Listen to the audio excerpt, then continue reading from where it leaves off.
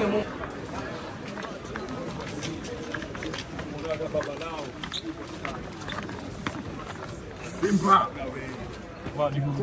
be in the front. Don't be in the front.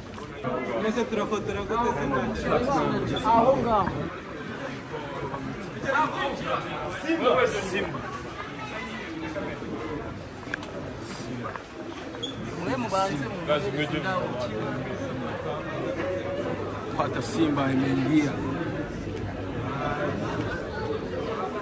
Okay, mumoyo. Simba. Pata Simba. Simba. What up, Africa?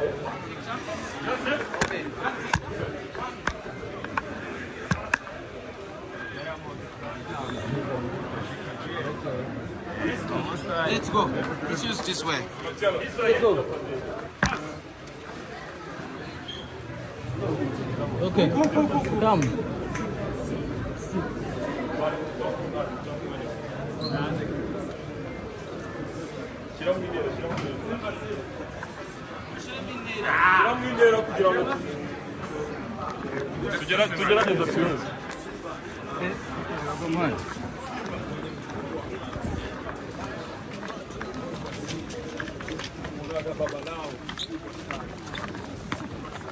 Simba. Don't be in the front. Don't be in the front.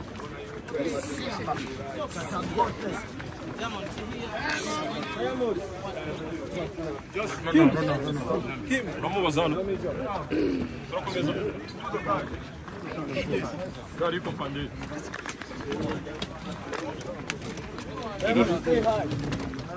Diamond. Simba. Simba tá good.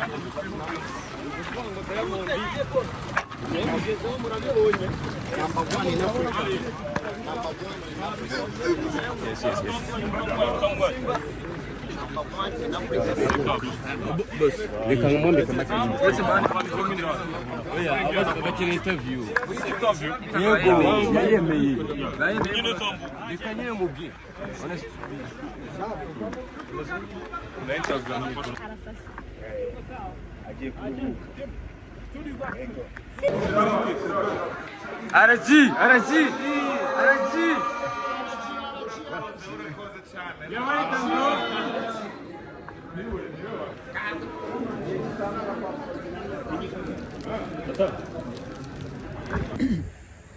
Tasuje twakaze mwese mwana natwe umunsi kuni nkuko mubibona turena ku kibuga cy'indege cya Kigali i Kanombe aho twari twaje kwakira Diamond Platnumz kuva ku isaha y'isambiri mu gitondo. Diamond navuga yuko ari buze kujya sambiri n'igice abambere ku isaha ya sambiri bari bamaze kujya ngaha, ariko Diamond kwako yaje muri private jet yiwe yahise ahindura amasaha y'urugendo, hanyuma avuga yuko ari buze kujya hano saa 9 n'igice, ariko nabwo saa 9 n'igice birangira bidakunze, ahubwo aza kuza mu nyuma y'ayo masaha. Yaje muri private jet yiwe ari kumwe na bande ye, ababyinnyi be bose harimo na Moses ejo wari watangaje yuko iyi weekend agomba gutanga akazi, agomba gutanga show hano muri Kigali. Ahamagarira abakunzi b'umuziki mu bice bitandukanye, Kicukiro, Remera, Kabeza, ahantu hose mu mujyi wa Kigali ngo bazaze bitabire iki gitaramo, bazataha bariye show. Diamond Platnumz rero amaze kujya hano mu Rwanda, amaze gusohoka mu kibuga cy'indege ku isaha y'isa 12 nyuma y'uko abantu bari bavuye mu gitondo bamutegereje kugira ngo bamwakirane yombi nk'umuhanzi ukomeye uzarimba ku munsi weje muri Diamond Platnumz Experience izabera kuri BK Arena muri parking yayo. Diamond Platnumz rero amaze kujyanga, ariko nkuko bisanzwe icyamamare nka Diamond ndetse n'abandi bose bumva ko bafite bari kuri standard nziza, nta interview atanze, ariko uretse umuntu umubwira ati Diamond say hi na ati hi, ibyo byonyine undi muntu uze kuvuga ko icyo Diamond yamubwiye cyangwa sandi uza kwibona umenye yuko baza kuba bakubeshye.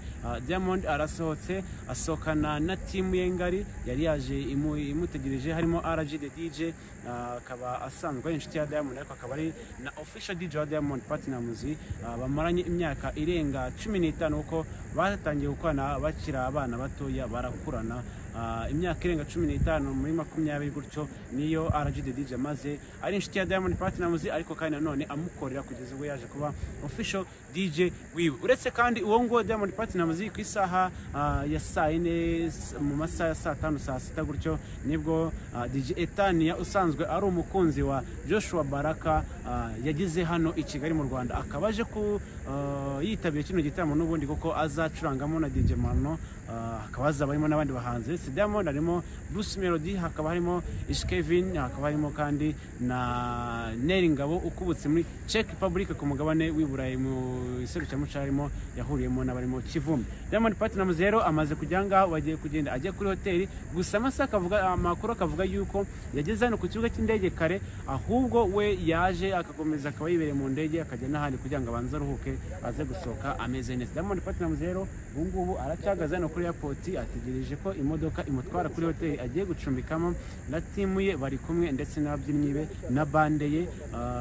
Abantu bagera nko muri 30 hafi 50 gutyo niwe waje aherekeje Diamond ahangaha i Kigali. RGD DJ yaje na manager wa Diamond nawe arahari, nibo basohotse mbere kugira ngo baze gukiriyaringa ikibuga cya Diamond aza kuza kunyura na nyuma y'iminota nka 15 wasohotse nibwo yahise abasohoka inyuma. Yazanye n'umunyamakuru wa Wasafi ugomba gutangaza amakuru bizabe hano mu Rwanda, yazanye n'abafotografe bibe ndetse n'abakozi ba Wasafi nka Ribu cyangwa se nka management isanzwe ireberera inyungu y'umuhanzi nubwo ari we nyirayo. Ubwo rero ku munsi w'ejo Diamond Platnumz araza gutaramira muri BK Arena muri parking yayo nkuko nabivuze, akazaba kuri stage imwe na Bruce Melody. Gusa iyo mvuze guhura kuri stage imwe ntago azahura ngo Bruce Melody abahagaze kuri stage na Diamond ayihagaze, ahubwo nuko umwe azaririmbaho n'undi akaririmbaho. Hari indirimbo bakoranye bita Pompom yagiye hanze ku itariki ya mbere z'ukwezi kwa mbere umwaka wa 2026 mu ijoro rishyira ku itariki ya kabiri. Iyo ndirimbo akaba ari ya Bruce Melody, Diamond ndetse n'abamuniga muri Nigeria. Iyo ndirimbo bashaka kuyiperformingana ko kugeza akakanya nta makuru ahari. Biramutse bayiperforminganye byaba ari byiza ko yakubwa bari inshuro ya mbere Bruce Melody na Diamond performinganye ino ndirimbo, ariko kandi batayiperforminganye Bruce Melody yayiperforminga cyangwa se Diamond akayiperforminga, Bruce akaba ari ubwa mbere performing i Kigali, Diamond nawe akaba ari ubwa mbere performing mu mujyi wa Kigali. Ariko kandi nanone hari andi makuru avuga yuko The Ben ashobora kuba ari kuvugana na Diamond Platnumz kugira ngo The Ben ejo azabatungure ahitaza abakubita wayi nkuko yabikoze mu mwaka wa 2023 ubwo Diamond aherukana mu Rwanda bakaba yiririmbana wayi hariya muri BK Arena ejo. Ese baduhisha iki? Nibiki ejo bizaba? Tuzawitnessinga iki mu muziki w'u Rwanda? Abahanzi bacu bazitwara gute nejo muri parking ya BK Arena mu gitaramo Diamond Platnumz Experience? Ndewe ni Giovanni.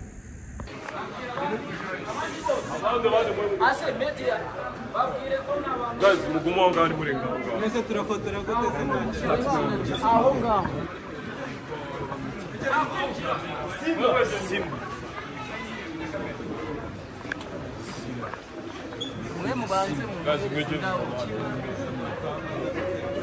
Pata Simba imeingia. Okay, mumo Simba. Simba. Simba.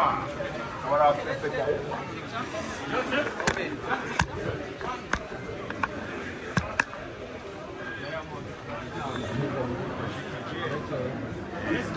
Let's go. Let's use this way. Let's go. Okay. Come.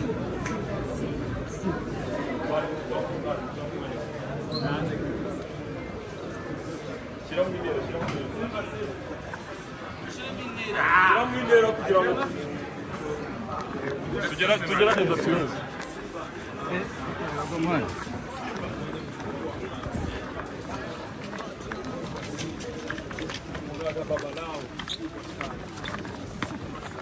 Simba. Don't be in the front. Don't be in the front.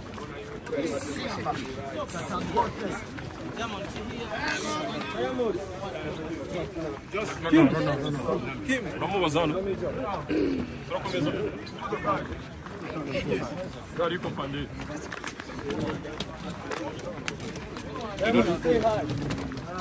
Diamond. Simba. Simba.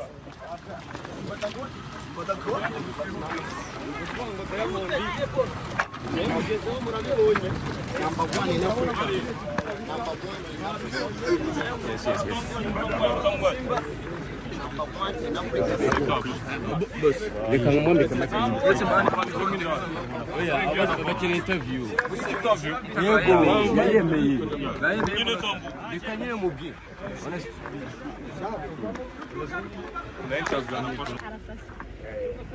Agiye kuruhuka.